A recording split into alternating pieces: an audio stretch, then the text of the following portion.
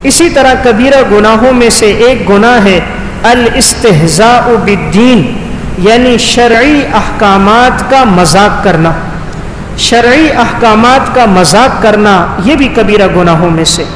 اللہ تعالیٰ قرآن کریم میں فرماتے ہیں قُلْ أَبِاللَّهِ وَآيَاتِهِ وَرَسُولِهِ كُنْتُمْ تَسْتَهْزِئُونَ، کیا تم لوگ اللہ کا، اللہ کی نشانیوں کا اور اللہ کے رسول کا مذاق اڑاتے ہو؟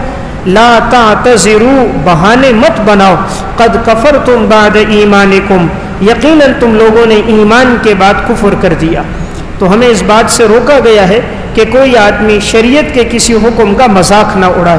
اللہ تعالیٰ نے اس کو کفر کرنے سے تعبیر کیا کہ جو مذاق اڑائے گویا کہ اس نے ایمان کے بعد کفر کیا ہے۔ اس لیے مسلمان ہونے کے ناطے ہماری ذمہ داری ہے جب بھی اللہ رسول کا حکم سامنے آئے انسان کبھی مذاق نہ اڑائے۔ استہزاء ایک ایسی چیز ہے جو انسان کو دین سے نکال دیتی ہے۔ اگر ایک آدمی شریعت کے کسی حکم کا مذاق اڑاتا ہے قصداً تو وہ شخص ایمان سے خارج ہو جاتا ہے، اور اگر قصداً نہیں کرتا، ناسمجھی میں کر دیتا ہے، پتہ نہیں ہے، تو گناہ کبیرہ کا مرتکب ہے۔ اللہ رب العزت ایسے آدمی کو دنیا میں سزا دیتا ہے جو اللہ رسول کے احکامات میں سے کسی کا مذاق اڑائے۔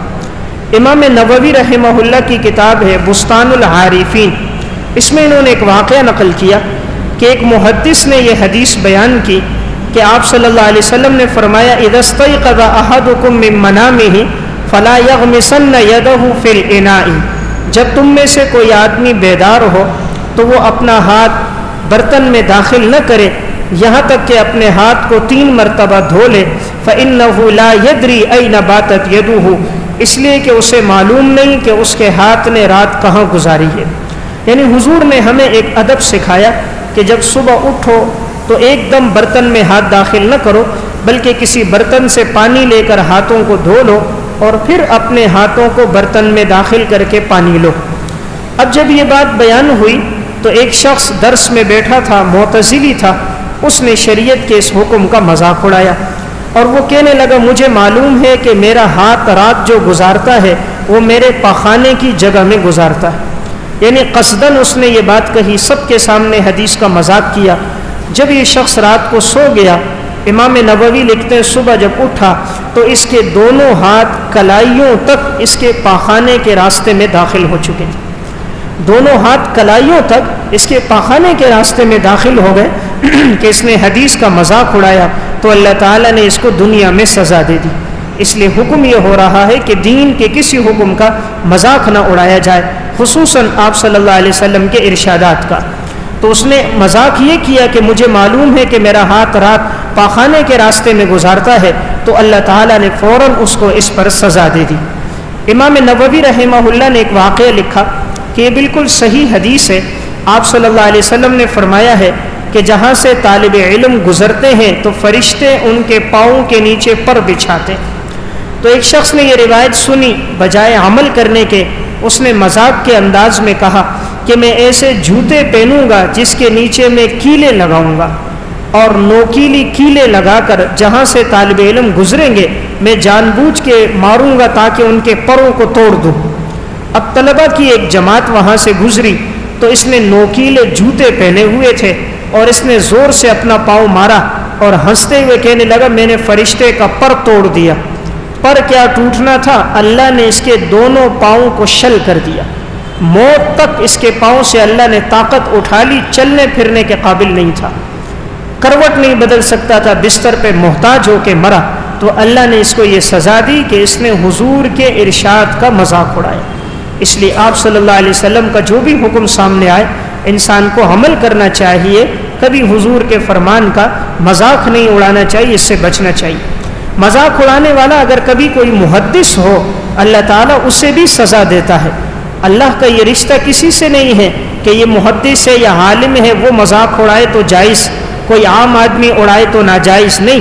جو بھی حضور کے فرمان کا مذاق اڑائے گا، چاہے عالم ہو یا محدث ہو، مالدار ہو یا فقیر ہو، مرد ہو یا عورت ہو، اللہ اسے سزا دیتا ہے۔ ایک واقعہ ملا علی قاری رحمۃ اللہ علیہ نے مرقات المفاتیح میں نقل کیا اور علامہ عبد الرحمن مبارک پوری نے تحفۃ الاحوزی میں۔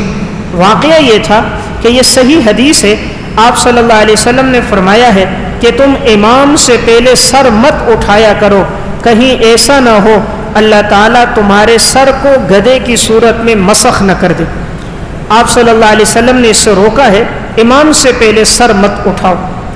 تو اب ایک محدث جو حدیثیں پڑھاتا تھا لیکن یہ حدیث کے درس میں اپنے سامنے پردہ لٹکاتا تھا، پردے کے پیچھے سے سبق پڑھاتا تھا۔ طلبہ نے ایک دفعہ خواہش کی کہ اپنے استاد سے کہا ہم نے آپ کا چہرہ نہیں دیکھا، اتنا عرصہ گزر گیا، ہم چاہتے ہیں آپ کا چہرہ دیکھ لیں۔ استاد نے منع کیا کہ تم نہ دیکھو تو بہتر ہے، لیکن انہوں نے کہا نہیں ہم آپ کا چہرہ دیکھنا چاہتے ہیں۔ استاد نے سامنے سے جو پردہ ہٹایا، شاگردوں نے جو چہرہ دیکھا تو استاد کا چہرہ گدھے کی صورت میں تبدیل تھا۔ گردن سے نیچے انسانی جسم تھا اور گردن سے اوپر کا جو چہرہ تھا وہ گدھے کی صورت میں تھا۔ جب شاگردوں نے دیکھا تو سب کی نظریں جھک گئی، ندامت کے آنسو ان کی آنکھوں میں آ گئے کہ آخر ہمارے استاد جو ہمیں حدیث پڑھا رہے ہیں ان کو کس گناہ کی سزا ملی۔ تو استاد نے کہا بات یہ ہے کہ میں تمہیں حدیث پڑھاتا ہوں، لیکن یہ حدیث جب میرے سامنے آئی کہ آپ صلی اللہ علیہ وسلم نے فرمایا ہے اما یخشا الذی یرفع رأسہ قبل الامام ان یحول اللہ رأسہ رأس حمار، تم اس بات سے ڈرو تم اپنا سر امام کے سر سے پہلے مت اٹھاؤ ورنہ اللہ تمہارے سر کو گدھے کی صورت میں تبدیل کر دے گا۔ کہتے ہیں میرے دل میں یہ بات آئی کہ میں جان بوجھ کے سر اٹھاؤں گا، دیکھتا ہوں میرا سر گدھے کی صورت میں بدلتا ہے یا نہیں بدلتا، یعنی حضور کے فرمان کو آزمانے لگا۔ اب جیسے امام رکوع میں گیا تو اس نے جان بوجھ کے اپنا سر پہلے اٹھایا، جیسے اٹھایا اللہ نے گدھے کی صورت میں مسخ کر دیا۔ تو اب وہ لوگوں کو واقعہ سناتا تھا کہ تم اس سے بچو اور کبھی حضور کے فرمان کو آزمانا نہیں۔ تو کبھی آدمی غلطی سے اٹھا لیتا ہے، استغفار کرے، لیکن حضور کے کسی ارشاد کو آزمائے نہیں۔ تو اس نے یہ جو آزمایا نا نبوت کے فرمان کو، کیونکہ نبی کا فرمان تو وحی ہے، وحی کی چیز کو آزمایا نہیں جاتا، وہ تو ویسے قطعی ہے۔ نبی جو بھی کہتا ہے وما ينطق عن الهوى ان هو الا وحی یوحى، نبی کی ہر بات وحی ہے، وہ وحی کے علاوہ کوئی بات نہیں کرتا۔ اس لیے حضور کا فرمان جب بھی آئے ہمیں عمل کرنا چاہیے، نظروں کو جھکا دینا چاہیے، کبھی بھی حضور کے فرمان کے سامنے مذاق کا انداز نہیں اپنانا چاہیے۔ آج کل بعض نادان لوگ کسی سے داڑھی کا کہہ دیا جائے داڑھی کا مذاق کر دیتا ہے، کسی سے کہو کرتا پہنو کرتے کا مذاق کرتا ہے، کسی کے سامنے حضور کی سنتیں ذکر کر دو اس کا مذاق کرتا نظر آتا ہے۔ حضور کی کسی ایک سنت کا مذاق کرنا فقہا نے لکھا ہے ایسا آدمی دین سے خارج ہو جائے گا۔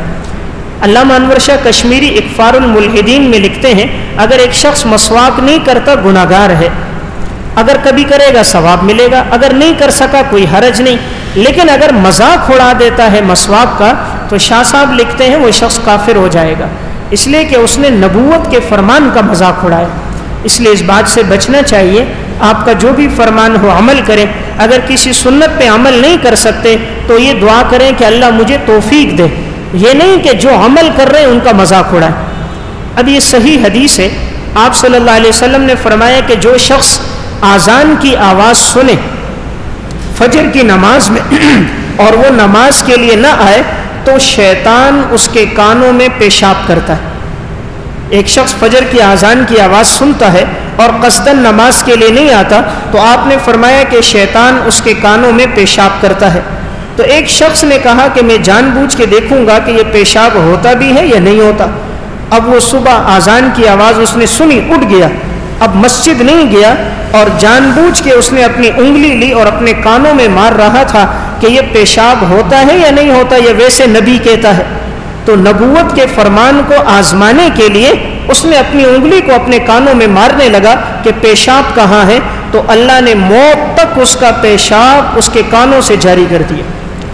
اب جب پیشاب آتا تھا تو پیشاب کے راستے سے نہیں آتا تھا، جب اس کو پیشاب ہوتا تو پیشاب دائیں کان سے اور بائیں کان سے بہتا، اس کی داڑھی پر اور اس کے سینے اور کپڑوں پر بہتا تھا، وہ کنٹرول نہیں کر سکتا تھا۔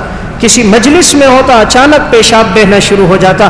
اللہ تو ہر چیز پہ قادر ہے، اگر اللہ اس کی جگہ پیشاب کی نالی کو بند کر کے کانوں سے جاری کر دے، ان اللہ علی کل شیء قدیر، اللہ کی قدرت سے کوئی بعید نہیں ہے۔ اس لیے ہمیں یہ بتایا جا رہا ہے استہزاء فی الدین سے بچنا چاہیے۔ آپ صلی اللہ علیہ وسلم کا جو فرمان سامنے آئے عمل کرنے کی کوشش کرنی چاہیے، نہ کر سکے حضور کے کسی فرمان کا مذاق نہ اڑایا جائے۔